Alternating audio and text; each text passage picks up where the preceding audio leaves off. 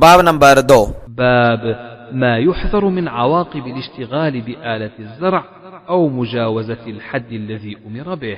کھیتی کے حالات میں مشغول ہونے یا جس حد کا حکم ہے اس سے تجاوز کے برے انجاموں سے بچنا۔ حدیث نمبر 2321۔ حدثنا عبد الله بن يوسف حدثنا عبد الله بن سالم الحمصي حدثنا محمد بن زياد الألهاني عن أبي أمامة الباهلي قال ورأى سكة وشيئا من آلة الحرث فقال سمعت النبي صلى الله عليه وسلم يقول لا يدخل هذا بيت قوم إلا أدخله الذل۔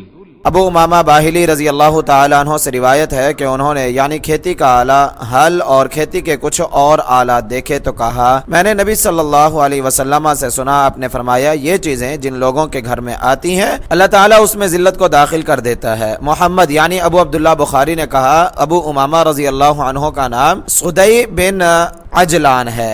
فائدہ، اس باب کے عنوان میں امام بخاری رحمہ اللہ نے کھیتی باڑی کی مذمت اور اس کی فضیلت والی احادیث میں اس طرح تطبیق دی ہے کہ مذمت اس صورت میں ہے جب کوئی حد اعتدال سے زیادہ زراعت میں مشغول ہو جائے اور جہاد اور دوسرے فرائض سے غافل ہو جائے، ورنہ خود کاشتکاری ثواب کا کام ہے۔ علامہ وحید الزماں لکھتے ہیں ذلت سے مراد یہ ہے کہ حکام ان سے پیسہ وصول کریں گے، ان پر طرح طرح کے ظلم توڑیں گے۔ حافظ رحمہ اللہ نے کہا نبی صلی اللہ علیہ وسلم نے جیسا فرمایا تھا وہ پورا ہوا، اکثر ظلم کا شکار کاشتکار لوگ ہی بنتے ہیں۔ بعضوں نے کہا ذلت سے مراد یہ ہے کہ جب رات دن کھیتی باڑی میں لگ جائیں گے تو سپاہ گیری اور فنون جنگ بھول جائیں گے اور دشمن ان پر غالب ہو جائے گا۔ ہمارے زمانے کے اکثر مسلمانوں کا یہی حال ہے، اپنا آبائی پیشہ سپاہ گیری اور شاہ سواری کو چھوڑ کر کافروں کی رعایا بن بیٹھے اور طرح طرح کے ظلم ان کی طرف سے ان پر توڑے جاتے ہیں۔ یہ ہے کہ بھیگی بلی بنے ہوئے دم نہیں مار سکتے، آپ اس کا جنگ و جدل نہیں چھوڑتے، کسی کو بھی اپنا امام نہیں بناتے کہ ہر تنازع میں اس کی طرف رجوع کریں۔ جب تک یہ کلمہ اتحاد پھر مسلمانوں میں قائم نہ ہوگا اس وقت تک